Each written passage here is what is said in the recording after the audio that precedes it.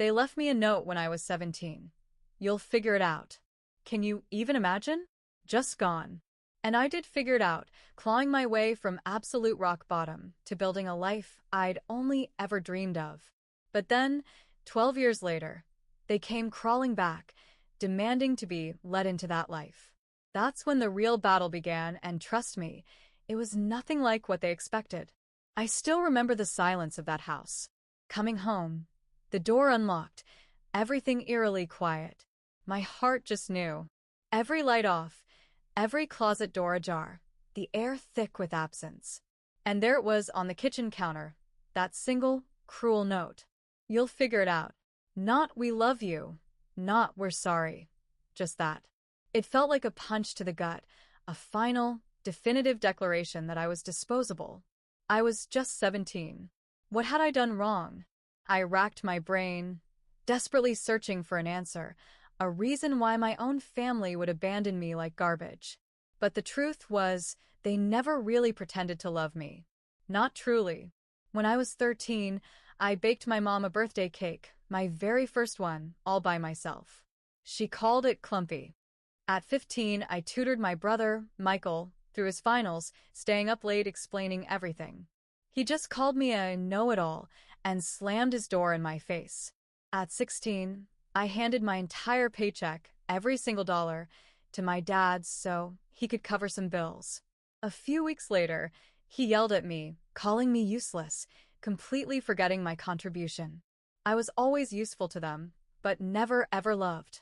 My parents, my brother, my only family, they had packed up their lives, packed up their things, and moved 2 states away, without a single word to me.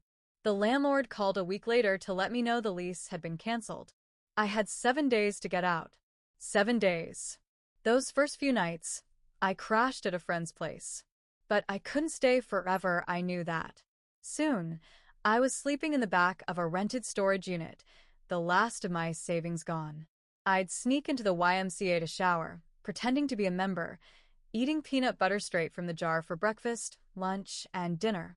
I'd spend hours at the library, hunched over their free computers, applying for any job I could find. All the while, I pretended to everyone and mostly to myself that everything was okay. Then a lifeline. I got hired at a diner, working the night shift. The manager was tough, but fair.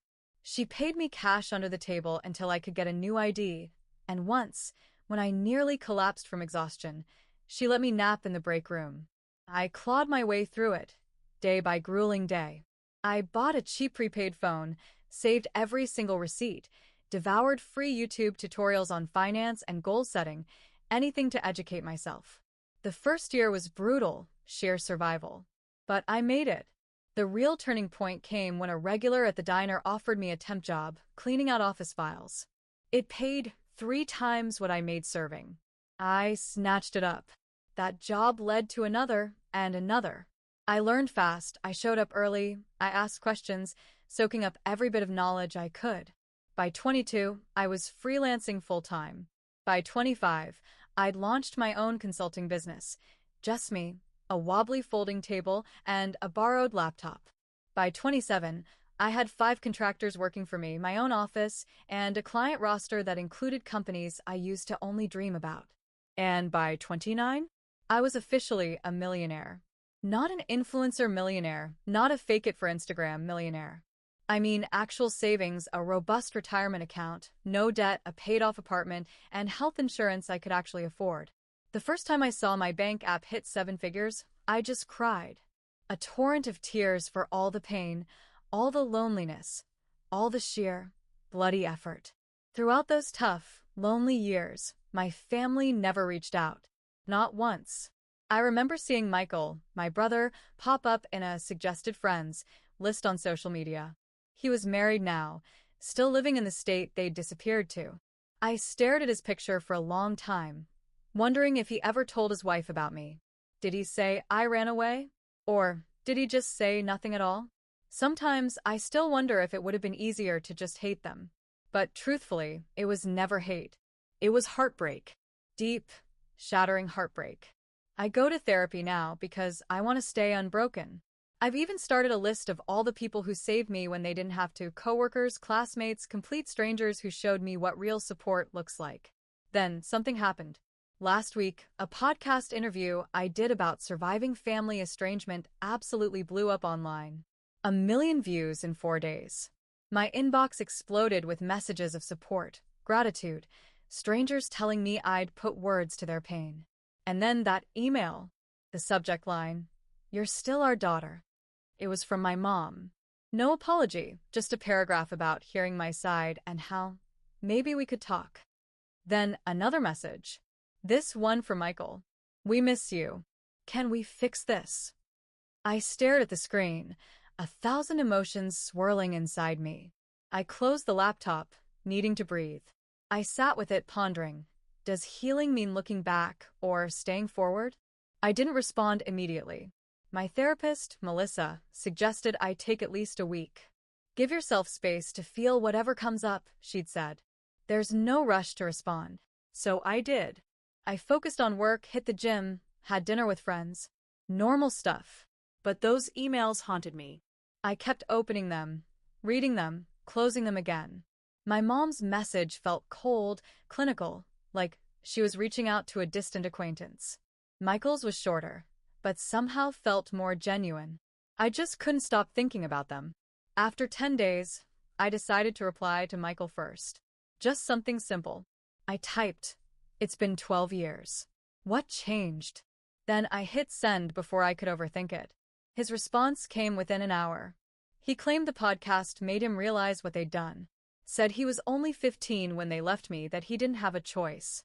He said he'd always wondered about me, that he'd even looked me up online a few times but never had the courage to reach out. He ended by saying seeing me successful made him proud. I didn't buy it. Not completely. If he'd been so concerned, why wait until I was publicly successful? I asked him exactly that. His next email was longer. He admitted money was tight for them. Said my parents' business had failed. That his wife was pregnant with their second child, and medical bills were piling up. My stomach dropped. There it was. The real reason. I didn't respond for another week. Then my mom sent a follow-up email. Attached were old family photos. Pictures of me as a baby, us at the beach when I was 5 or 6, Michael and me building a snowman. Happy moments that felt like they belonged to someone else's life. At the bottom, she wrote, "We made mistakes. We want to make amends." I showed Melissa the emails. She reminded me I was in control, that I could set boundaries, that I didn't owe them anything. But she also said that closure, whether through reconciliation or a final goodbye, might help me move forward. I nodded, but inside, I felt utterly conflicted. Part of me wanted to tell them to go to hell. Another part desperately wanted to understand why they left me. And a tiny, stupid part of me still wanted them to love me. I decided to meet Michael first. Just him. No parents. We arranged to meet at a coffee shop in Chicago, halfway between us. I flew in that morning, checked into a hotel, and tried to calm my racing nerves. I almost canceled 3 times. But at 2 p.m., I walked into that coffee shop and saw him immediately. He looked older, heavier, with a receding hairline. But his eyes, they were the same. He stood up awkwardly, uncertain. I didn't hug him. We just sat across from each other, coffee untouched, like strangers. The first 20 minutes were painful. Small talk about the weather, my flight, his drive. Then he started apologizing. "Emma, I'm so sorry," Michael said, his voice cracking. "I was just a kid when it happened. I didn't know they were planning to leave you behind until it was too late. I was too scared to stand up to them. I just listened, watching his face for any sign of deception. He seemed sincere. But I'd been fooled before. I asked him the question that had haunted me for 12 years. Why me? Why was I the one left behind? He looked down at his coffee. "They always saw you as the strong one," he mumbled. "The independent one. The one who would be fine on your own. They thought you didn't need them as much as I did. They convinced themselves you'd be better off without them." It was the most ridiculous, infuriating thing I'd ever heard. I told him about the storage unit, about eating peanut butter for weeks, showering at the YMCA. Working night shifts at 17. His face crumbled. I didn't know, he whispered. They told me you had a plan, that you wanted to stay behind, that you were going to live with a friend's family, that you'd chosen to separate from us. All lies. By the end of our meeting, I wasn't sure what to think. He seemed genuinely remorseful. He showed me pictures of his wife and daughter, told me about his job as an accountant, asked about my business.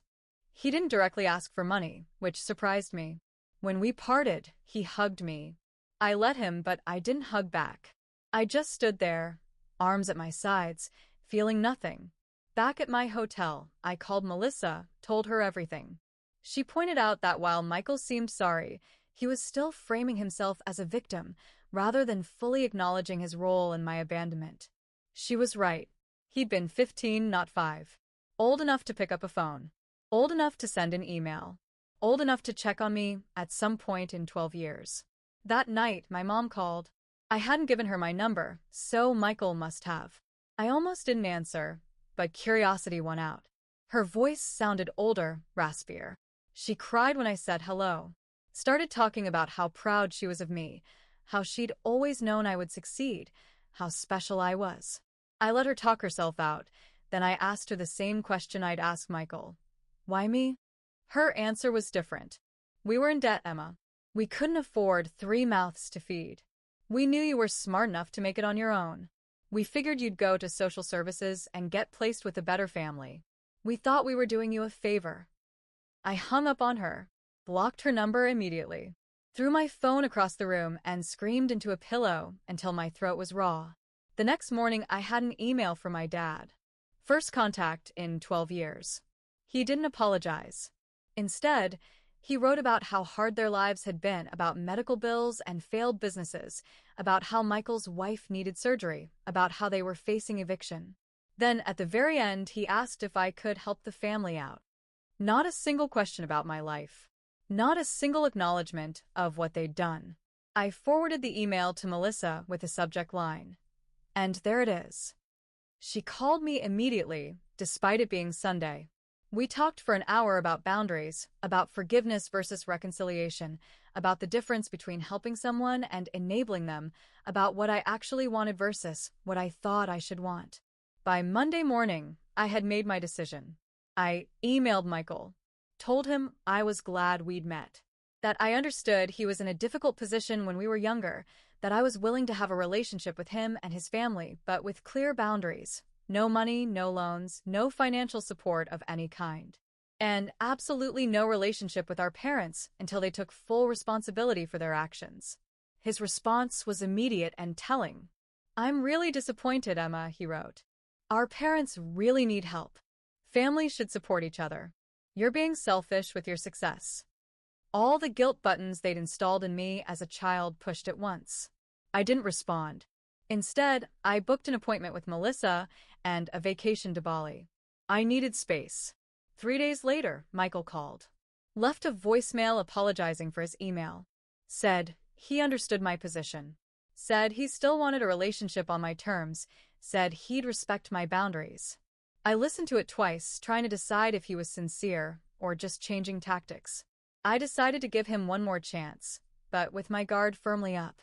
I went to Bali anyway. Spent 2 weeks on the beach, hiking through rice fields, meditating. I needed the distance. When I got back, I had 6 more emails from my dad, each more desperate than the last. I didn't read past the subject lines. I also had a text from Michael asking if we could talk again. I agreed to a phone call. Nothing more. The call started okay. He apologized again for pushing. I've been thinking a lot about what you told me, he said. I'm in therapy now, too. I believed that part. He sounded different, less defensive. We talked about his kids, about my business, normal stuff. Then he mentioned our parents were coming to visit him next weekend. Asked if I would consider meeting them, just for an hour, in a public place. I felt my chest tighten. I'm not ready for that, Michael.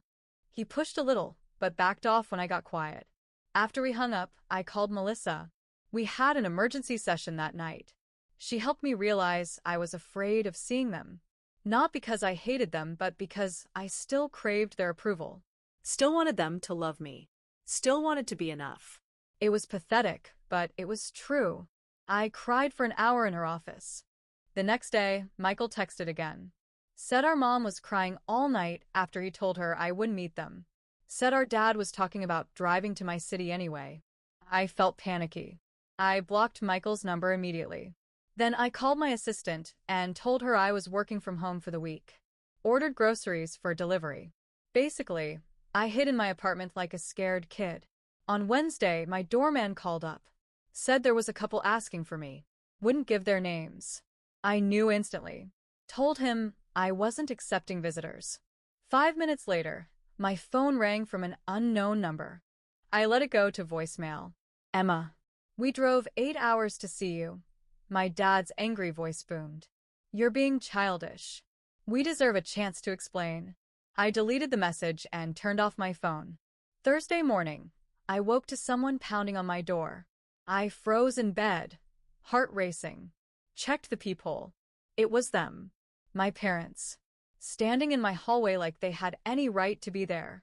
Emma, please, my mom's voice came through the door. We just want to talk to you. We know you're in there, my dad added. We love you. We're sorry. I didn't open the door. I sat on the floor, back against the wall, shaking. Eventually they left. I called building security immediately. Told them not to let those people up again. The guard sounded concerned, asked if I needed the police. No, I said, my voice thin. Just don't let them up. Then I called Melissa. She came over on her lunch break, brought me a sandwich, and sat with me while I cried. Told me I had every right to set boundaries, that I didn't owe them a meeting, that what they were doing was harassment, not reconciliation. After she left, I got an email from Michael. He was furious. Said I'd humiliated our parents. Said they were staying in a cheap motel they couldn't afford because they were so desperate to see me. Said his wife needed surgery next month and they were hoping I could help. Said I was being cruel. I didn't respond. Friday morning, I decided I needed to leave town for a while. Booked a flight to visit my friend Rachel in Portland. She'd been one of the people who helped me when I was homeless, let me crash on her couch for a week when I had nowhere else to go. I trusted her completely. I was throwing clothes in a suitcase when my phone rang. Unknown number again. I ignored it. 10 minutes later, my doorman called. Said there was a woman downstairs having what looked like a medical issue. Said she was asking for me by name. Claimed to be my mother. I felt sick. Told him to call an ambulance if she needed help, but I wasn't coming down. He sounded uncomfortable but agreed. I finished packing and headed downstairs an hour later. Checked the lobby carefully before entering. No sign of them. I felt relieved, but also weirdly guilty. The doorman gave me a strange look as I passed. Told me the ambulance had come, that the woman had been having chest pains, and she'd been taken to Memorial Hospital. I nodded and hurried out to my waiting Uber. At the airport, I got another call from Michael. I almost didn't answer, but something made me pick up. Mom had a heart attack, he was crying. She's in surgery. This is your fault for stressing her out. I hung up on him. Called Melissa instead. She answered immediately. I told her what happened, asked if I was a terrible person. Emma, listen to me, she said firmly. You are not responsible for your mother's health. This feels like another manipulation tactic. Get on your plane and take care of yourself. I did. I spent the weekend with Rachel. Told her everything. She remembered when my family abandoned me, remembered how broken I'd been. She was furious on my behalf. They don't deserve a minute of your time, she said, pouring me another glass of wine. Not after what they did to you. It felt good to have someone so firmly in my corner. Sunday night, I got an email from my dad. My mom was stable, had a stent put in. Would be released Tuesday. The email ended with, "She's asking for you. Don't you think you've punished us enough?" I showed Rachel. She rolled her eyes so hard, I thought they might get stuck. Told me this was textbook guilt tripping. I knew she was right, but a part of me still felt responsible. I flew home Monday. Found flowers outside my apartment door. The card said, "Please call us. We're staying at the Holiday Inn until Wednesday." No apology, no acknowledgement of boundaries. Just another demand. I threw the flowers in the trash chute. Tuesday morning, I got a text from an unknown number. It was a photo of my mom in a hospital bed, looking pale and small. The message said she might not have much time left. Do you really want to live with this regret? I blocked the number, called Melissa. She suggested I take a social media break, change my number, maybe even stay with a friend for a while. I agreed. Called my assistant, told her I'd be working remotely for 2 weeks. Packed another bag. Before I could leave, my doorman called again. Said there was a young woman downstairs asking for me. Said she had a small child with her. Claimed to be my sister-in-law. I felt cornered. These people wouldn't stop. I told the doorman to send her up. Decided to face this head-on. The woman who knocked on my door looked exhausted. Dark circles under her eyes. Holding a sleeping toddler against her shoulder. "I'm Jenny," she said quietly. "Michael's wife. I came alone because I wanted to talk to you without family drama." I let her in reluctantly. Offered her water. She accepted gratefully. Jenny put her sleeping daughter on my couch, tucking a blanket around her. Then she sat at my kitchen table and started talking. "I only learned about you 3 years ago," she admitted. "Michael told me you ran away at 17. Cut contact with the family. I always thought it was strange, but never pushed. Hearing your podcast was a shock." I confronted him, and he finally admitted the truth. I just listened, not sure what to believe anymore. Jenny seemed sincere. "I'm horrified by what they did to you," she continued. "I insisted Michael reach out, but I had no idea they were going to ask you for money. I'm embarrassed and angry about that. Yes, I do need surgery for a thyroid condition, but we have insurance. Your parents are the ones in financial trouble, not us." Asked her why she'd come. She looked me straight in the eyes. "You deserve to know the whole truth," she said. "Your parents have been telling everyone you abandoned the family, that you were mentally unstable, that you stole money from them before disappearing, that they spent years looking for you. All lies to cover what they'd done." I felt like I'd been punched. "How do you know this is true?" She pulled out her phone. Showed me Facebook posts from years back. My mom asking for prayers to find her troubled daughter. My dad claiming I'd taken their savings before running away. Posts about hiring private investigators, about checking homeless shelters. All carefully crafted to make them look like victims. All dated years after they'd abandoned me. Jenny apologized for being part of it, even unknowingly. Said she'd confronted my parents, too. That they'd admitted everything to her when she threatened to tell the whole family the truth. That they were desperate now because their lives were unraveling. That my podcast had people asking questions they couldn't answer. Her daughter woke up then. A cute little girl with curly hair. "This is Lily," Jenny said softly. "She's 3. I have another daughter on the way. I want my children to know their aunt. But only if you want that, too. No pressure, no guilt. Just an open door if you ever choose to walk through it." After they left, I sat in my apartment for hours, processing. Called Melissa again, told her everything Jenny had said. She wasn't surprised. "Abusers often control the narrative," she explained. "They create alternate realities where they're the victims." She asked what I wanted to do now. I honestly didn't know. That night, I got another email from my dad. This one was different. Angry. Threatening. Said if I told lies about them online, they would sue me for defamation. Said they had proof I'd stolen from them. Said they'd go to the media with their side if I didn't take down the podcast and issue a public apology. Said they expected financial compensation for the damage to their reputations. I forwarded it to Melissa, then to my lawyer, Marcus. He called me immediately.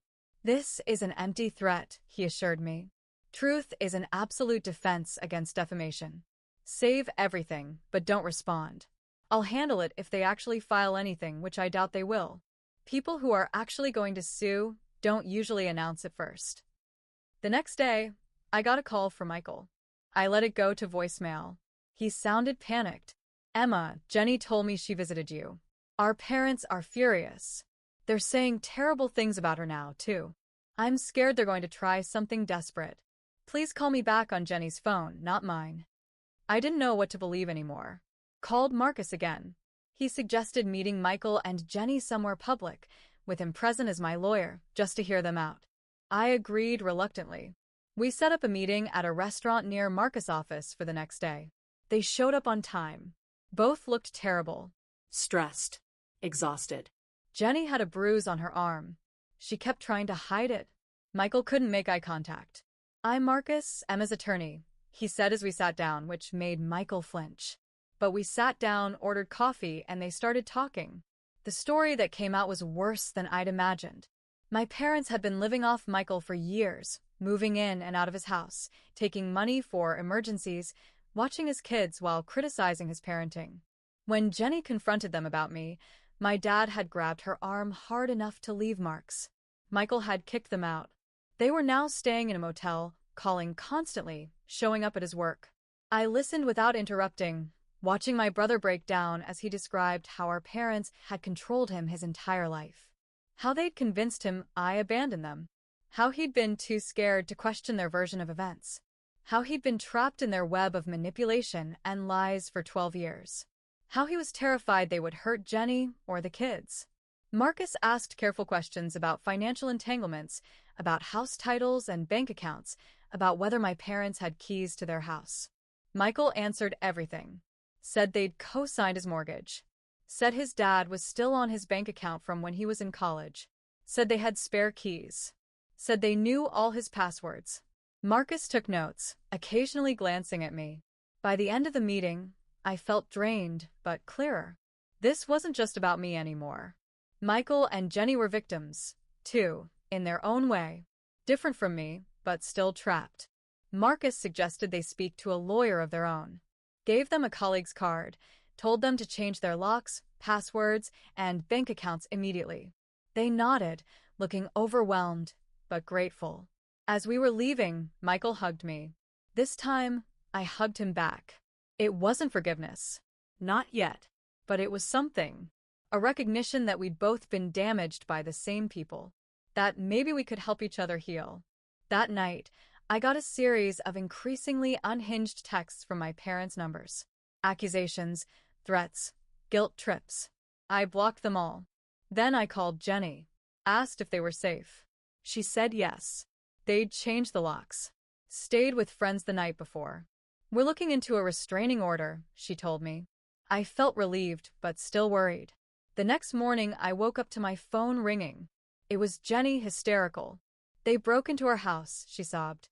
"They took Lily's baby photos, important documents, Michael's laptop. They left a note.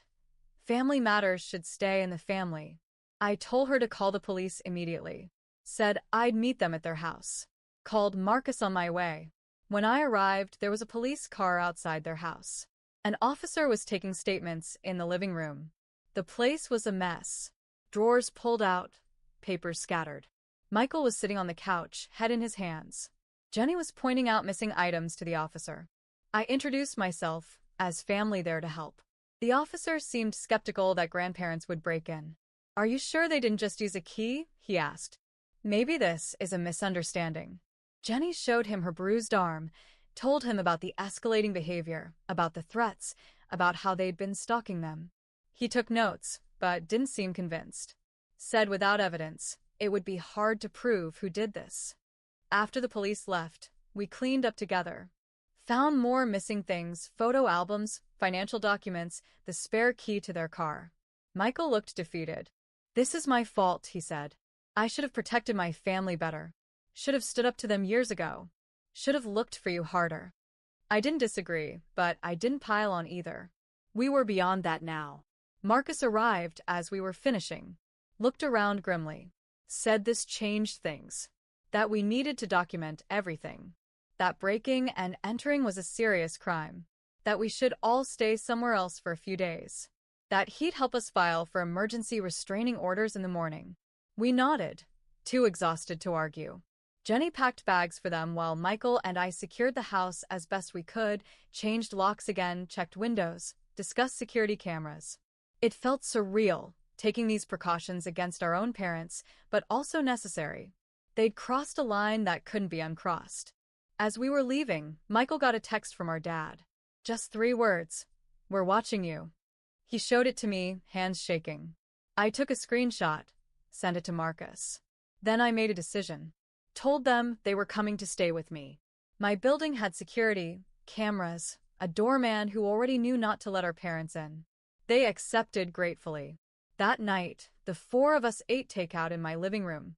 Lily played with toys Jenny had packed.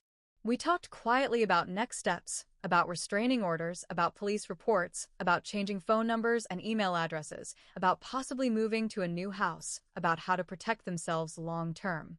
It wasn't the family reunion I'd ever imagined. Sitting there with a brother who'd let me be abandoned, his wife who'd believed lies about me, and their daughter who was innocent in all of this.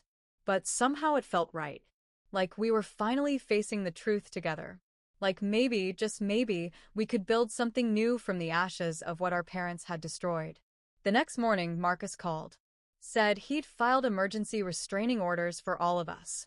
Said we needed to appear in court next week to make them permanent. Said he'd also reported the break-in to a detective he knew who was taking it more seriously than the responding officers had. Said we should all stay together until this was resolved. I agreed. Called my assistant, told her I'd be working from home indefinitely. Family emergency. She understood, rearranged my schedule. I set up a workspace in my guest room for Michael, who also needed to work remotely. Jenny and Lily took over my living room, building pillow forts and watching cartoons. It was strange having people in my space. I'd lived alone for years. Liked my quiet routines, my clean counters, my empty sink. But there was something comforting about the noise, too. About Lily's laughter, about Jenny's quiet humming as she folded laundry, about Michael's typing from the other room. It felt like family. Not the family that had abandoned me, but maybe the family we could become. That afternoon, my doorman called up. Said there was a delivery, flowers. I told him to check the card before sending them up. He read it to me. We know where you all are. This isn't over. I told him to refuse the delivery. Call the police if the delivery person wouldn't take them back. Then I called Marcus again. He said he'd add this to our case file, that it strengthened our request for restraining orders, that we were doing everything right. I didn't tell Michael or Jenny about the flowers. They were stressed enough. Instead, I ordered extra groceries, made dinner for everyone, played with Lily, tried to create some normalcy in this bizarre situation. But that night, after everyone was asleep, I sat alone in my kitchen and finally let myself feel everything. The fear, the anger, the grief, the strange hope. I cried silently into a dish towel so no one would hear me. In the morning, Jenny found me making coffee, asked if I was okay. I lied. Said yes. She didn't believe me. Sat down at the counter. It's okay not to be okay, Emma, she said gently. I'm not either. Michael cries in the shower where he thinks no one can hear. Lily keeps asking when we can go home. This whole situation is terrible, but I'm grateful we're facing it together. I looked at her, this woman I barely knew, who is somehow now part of my life. Asked her why she'd come to me that first day, why she'd chosen to believe me over the family she'd known for years. She smiled sadly. I've always felt something was off about your parents, about the stories they told, about the way they controlled Michael. The podcast confirmed my suspicions. I couldn't let my daughters grow up thinking abandoning a child was ever acceptable. We hugged then, the first time. It felt awkward but genuine, like the beginning of something. Not friendship exactly, not yet, but understanding, solidarity, a shared determination to break the cycle of mistreatment that had damaged us all. The next few days fell into a routine. Working, cooking, playing with Lily, checking in with Marcus, jumping at unexpected noises, flinching when phones rang. Living in a strange limbo of domestic normalcy and underlying tension. We were safe but not at peace, together but still healing, family but still learning what that meant. On Friday, Marcus called with news. The detective had found evidence. Security footage from a gas station near Michael's house showed our parents' car parked there during the time of the break-in. The restraining order hearing was set for Monday. He was confident we'd get approved. We all felt relieved, but still anxious. Still waiting for the next escalation. It came that night. A brick through Michael's car window in the parking garage. No note this time. No need for one. The message was clear. The building's security footage showed a man in a baseball cap. face carefully turned away from cameras. We couldn't prove it was our dad, but we all knew. Filed another police report. Added it to our case file. Tried not to let Lily see how scared we were. Sunday night, we sat together making a plan for court. What to wear, what to say, what evidence to bring. How to explain our family history without sounding crazy. How to make the judge understand the pattern of escalation. How to protect ourselves legally and physically. It felt surreal discussing our parents this way, like talking about strangers. Dangerous strangers who happened to share our DNA. As we talked, my phone pinged with an email notification from my mom. Subject line: Last chance. I almost deleted it unread, but something made me open it. It was short, just one line. If you go to court tomorrow, you'll regret it for the rest of your life. I showed it to Marcus, who'd stayed for dinner. He took a screenshot, added it to our file, told me not to respond. Said this kind of threat would only help our case. That night, none of us slept well. I kept checking my locks, listening for noises, wondering what my parents might do next. Wondering if we were overreacting, wondering if we were underreacting. Wondering how my life had come to this point, from an abandoned teenager to a successful businesswoman, to hiding in my own apartment from the people who gave me life. Monday morning arrived with a strange calm. We dressed carefully, business casual, respectable, trustworthy. Jenny arranged for a friend to watch Lily. We drove to the courthouse in separate cars, just in case. Met Marcus on the steps outside. He looked confident, briefcase in hand, told us he'd handled dozens of cases like this, that the evidence was strong, that judges took threats seriously, that we'd be protected. As we walked into the courthouse, I spotted them, my parents, standing near the entrance, looking older than I remembered, smaller somehow. My mom saw me first, made a move toward me. My dad grabbed her arm, held her back. They watched us pass, didn't speak, didn't try to approach. Just stared with a mixture of anger and something else. Something that might have been fear. We filed past them into the building, checked in at security, followed Marcus to the correct courtroom, sat together on a bench, waiting for our case to be called. I could feel my parents enter behind us, could sense them sitting on the opposite side of the room, could almost hear their whispered conversation, but I didn't turn around. Kept my eyes forward. Focused on breathing. The judge called our case. We stood, walked forward, took our places. Marcus presented our evidence calmly. The break-in, the threatening texts, the flowers, the brick, the email, the history of abandonment and manipulation. The judge listened carefully, asked clarifying questions, looked at our parents with increasing concern. When it was their turn, my parents approached the bench. No lawyer, just them. My dad spoke first. Claimed we were exaggerating, that they were just trying to reconnect with family, that they'd never broken any laws, that they loved us and wanted to make amends, that this was all a misunderstanding blown out of proportion. The judge asked about the security footage, the threatening messages. My dad denied everything, said it wasn't them on the footage, said their texts were being misinterpreted, said they were the victims here, not us. My mom nodded along, occasionally dabbing at her eyes with a tissue. Then the judge asked them directly about abandoning me at 17. My dad hesitated, started talking about troubled teens, about difficult decisions, about doing what they thought was best. The judge cut him off, asked again directly, "Did you leave your minor child alone and move to another state?" My dad looked down, mumbled something about financial hardship. The judge's expression hardened. After hearing both sides, the judge granted our restraining orders. 3 years. No contact, no approaching our homes or workplaces, no messages through third parties. Any violation would result in immediate arrest. My parents looked stunned, like they couldn't believe this was happening, like they'd never faced consequences before. As we left the courtroom, my mom called my name, just once, softly. I kept walking, didn't look back. Felt a weight lifting with each step. Not healing, not yet, but the beginning of it. The first real boundary that couldn't be crossed without serious consequences. Outside, Marcus shook all our hands. Said we'd done well. Said the orders were solid. Said to call him immediately if there were any violations. Said he was proud of us for standing up for ourselves. We thanked him, feeling dazed but relieved, like survivors of a natural disaster. Blinking in the sunlight, Michael hugged me on the courthouse steps. A real hug this time. "I'm sorry, Emma," he said, his voice breaking. "For everything. For not protecting you then, for not finding you sooner, for believing their lies, for bringing this chaos back into your life." I hugged him back, told him we were going to be okay, that we had each other now, that we could build something new, something better.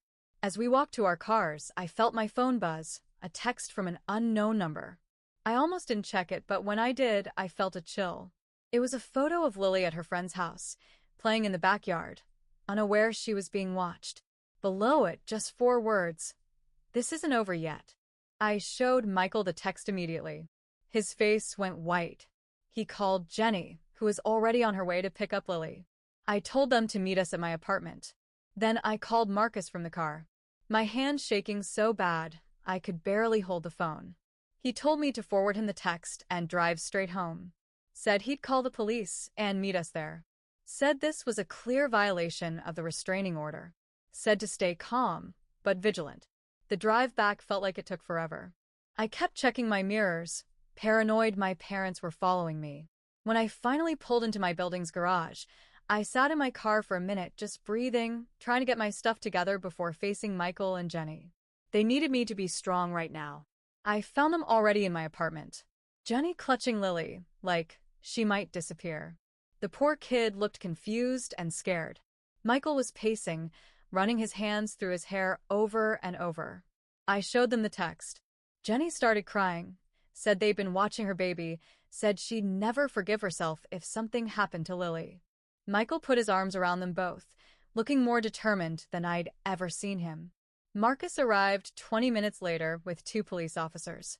They took our statements, looked at the text, made some calls, said they'd send a patrol car to the friend's house to check things out. Said they'd try to trace the number. Said they'd increase patrols around my building. All the right things. But I could tell they didn't fully get how dangerous my parents could be, how unpredictable, how desperate.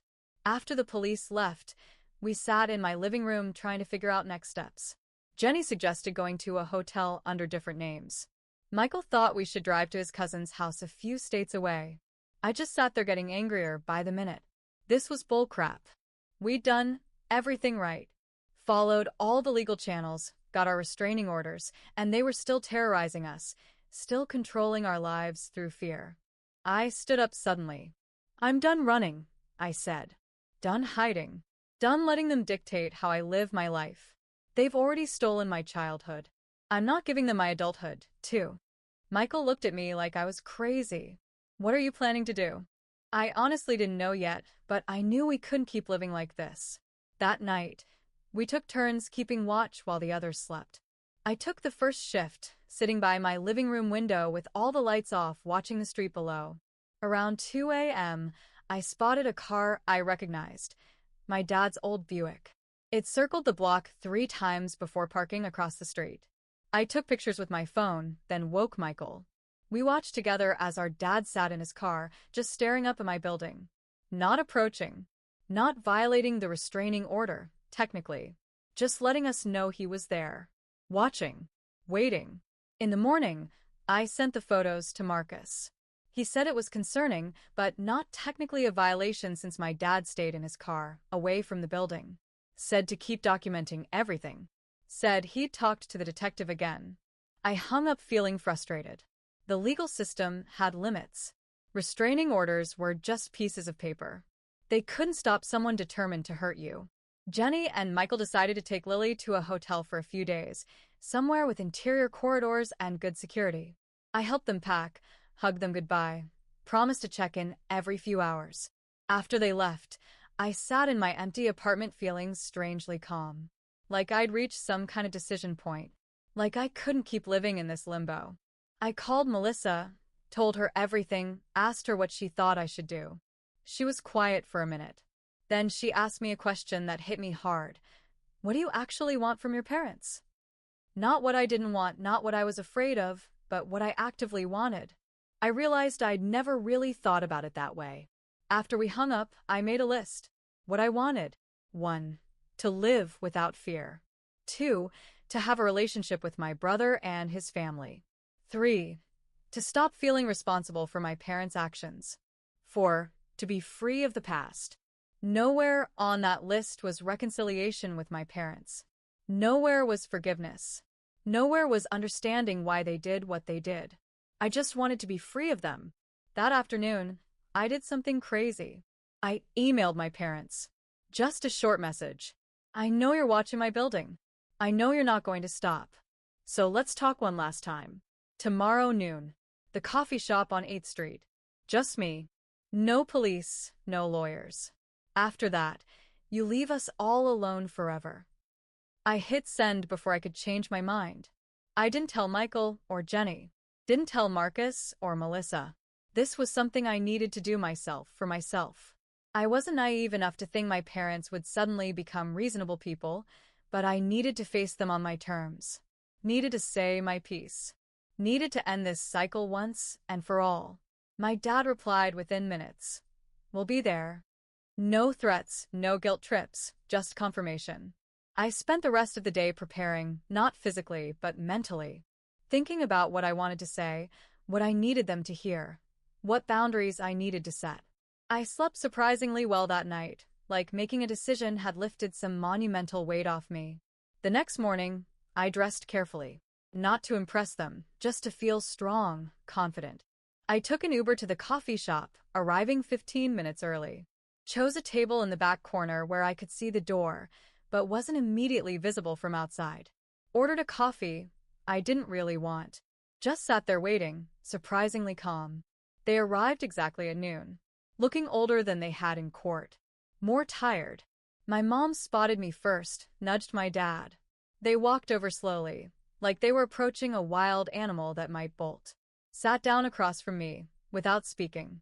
We just looked at each other for a long moment. These strangers who were my parents. These people who had shaped me in ways they'd never understand. I spoke first. I didn't call this meeting to reconcile, or to give you money, or to hear excuses. I called it to make you understand one thing. It's over. You've lost. Not just the court case. You've lost me. Lost Michael. Lost your grandchildren. Lost any chance at being part of our lives. And if you can't accept that, if you keep stalking us, threatening us, trying to force your way back in, I will destroy you. My dad started to interrupt. I held up my hand. I'm not finished. Then I pulled out my phone. Showed them screenshots of all their threatening messages, the photo of Lily, the emails. I've sent copies to everyone in your lives. Your siblings, your church, your neighbors, your employers. Everyone. Not yet, but I will if you contact any of us again. If you come near our homes. If you so much as mention our names to anyone we know. My mom started crying. We just want our family back. We made mistakes, but we deserve another chance. We're getting older and don't want to die alone. I looked at her for a long moment. You should have thought about that before abandoning your 17-year-old daughter. Before lying to everyone about what you'd done. Before breaking into Michael's house. Before threatening your own grandchild. My dad got angry then. You're ungrateful. You've always been difficult. You've turned your brother against us. You owe us for raising you. I just laughed. Actually laughed in his face. Do you really think you're entitled to gratitude for doing the bare minimum as a parent for 17 years before abandoning me completely? Do you think your parenting was so stellar that I should be thanking you for it? He didn't have an answer for that. Just sat there, red-faced and silent. My mom was still crying, but I felt nothing. No guilt, no sympathy, just a cold clarity that these people were never going to change, never going to take responsibility, never going to be the parents I deserved. I stood up to leave. This is your last warning. Next time you violate the restraining order, I won't just call the police. I'll make sure everyone you know understands exactly what kind of people you really are. I have the resources to make your lives very difficult if you force my hand. I don't want to do that, but I will to protect my family. My real family. Michael, Jenny, Lily. The people I choose. As I walked away, my mom called after me. Do you really hate us that much? I stopped. Turn around. I don't hate you. I feel nothing for you. You're strangers to me now, and that's your loss, not mine. I walked out of that coffee shop feeling lighter than I had in years. Called Michael from the sidewalk, told him everything. He was upset at first that I'd met them alone, then concerned they might retaliate, but mostly he seemed relieved that someone had finally stood up to them directly. Said he wished he'd had the courage to do it years ago. I went back to my apartment, packed a bag, decided to join Michael and his family at their hotel for a few days, just to be safe. When I got there, Lily ran to hug me. Auntie Emma, she called, for the first time. I almost cried. Jenny hugged me too. Said she was proud of me. Said she hoped I'd finally get some peace. Michael just squeezed my shoulder. No words needed. We spent the next few days in a weird limbo, waiting for my parents to make their next move, checking our phones constantly, jumping at unexpected noises. But nothing happened. No calls, no texts, no emails, no sightings of their car. Just silence. After a week, Michael and Jenny decided to go home, changed all their locks again, installed security cameras, made plans to put their house on the market, started looking at places closer to my city. I went back to my apartment too. Back to work, back to something like normal life. 2 weeks passed, then a month. Nothing from my parents. Marcus checked in regularly. Said the detective had confirmed they'd returned to their home state. Said the restraining orders were still in effect. Said we should stay vigilant but try to move forward with our lives. Slowly, we did. Michael found a new job in my city. Jenny enrolled Lily in preschool. They bought a house 20 minutes from my apartment. We had dinner together every Sunday. Started building new traditions, new memories. A new kind of family based on choice rather than obligation. I kept expecting to feel something about my parents. Grief maybe, or guilt, or anger. But mostly I felt relief. Like I'd finally put down a heavy weight I'd been carrying since I was 17. Like I could finally focus on the future instead of the past. 6 months after the coffee shop confrontation, I got a letter, forwarded through Marcus, so my address stayed private for my mom. I almost didn't open it, almost threw it away unread. But curiosity won out. It was short, just a few paragraphs. No excuses this time, no demands.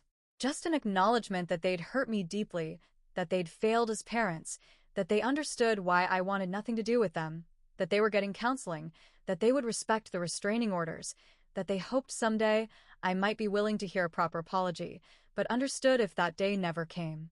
I showed it to Michael. He got a similar letter. We talked about it over dinner that night. About whether it was sincere, about whether it changed anything, about whether we could ever trust them again. We didn't reach any conclusions, just agreed to take it one day at a time, to prioritize our healing, to protect the family we were building. I keep the letter in my desk drawer.